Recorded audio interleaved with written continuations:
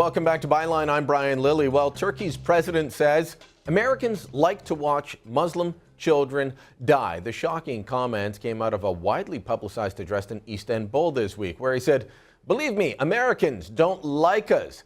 They look like friends, but they want us dead. They like seeing our children die. How long will we stand that fact?" Well, Turkey's supposed to be an ally of the Americans and of Canada and of the West. Isn't the first time the president has been critical of the West. Christian Whiten joins us now from Los Angeles. Christian, shocking comments, not the first weird comments that we've heard from Erdogan, but these ones especially shocking about a key NATO ally.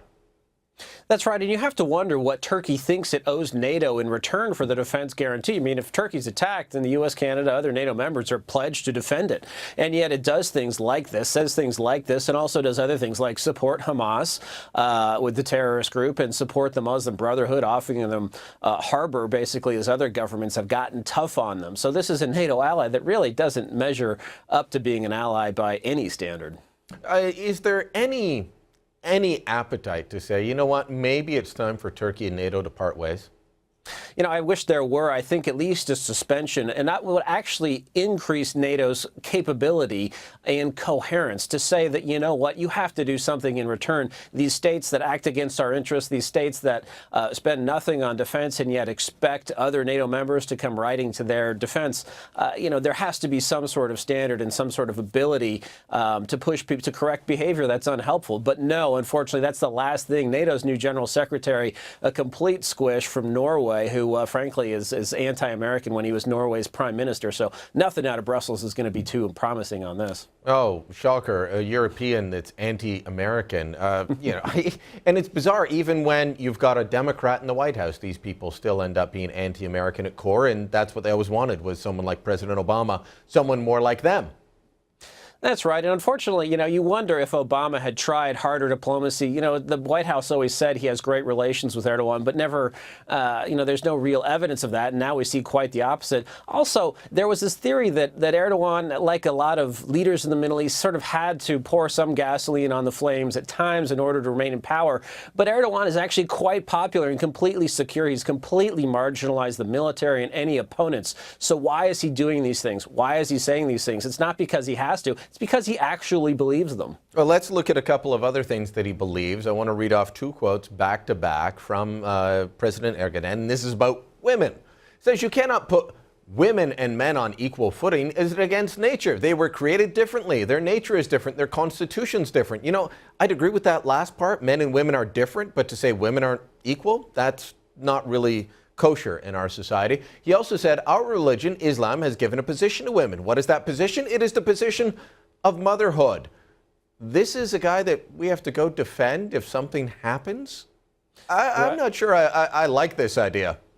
It's crazy, and he's been off on other weird tangents lately, saying that Muslims discovered the Americas, and that should be in textbooks, even though there's no basis in fact for it.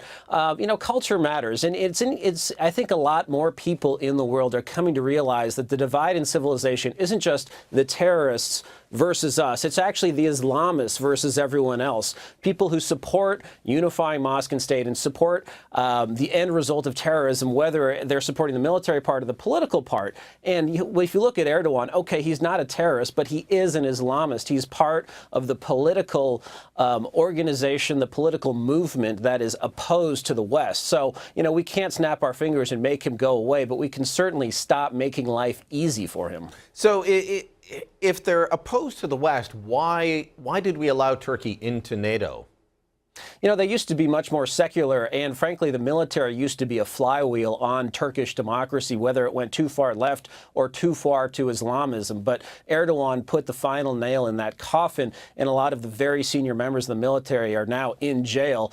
So the notion that the military could come in, stage a coup, do what happened in Egypt, where the Islamists were booted out of power by the military, no longer so. And of course, Turkey came into NATO during the Cold War, when things were very different, when the enemy was very different. So those factors don't apply today. You know, we could also, even if we can't suspend them, do other things like close the NATO air base, the U.S. air base at Incirlik, which tends to be useless when the rubber meets the road, and move those forces elsewhere in NATO where they're wanted and needed. So essentially, and we're almost out of time, but essentially it's useless because the Turks won't allow the the airspace around the base to be used for certain things?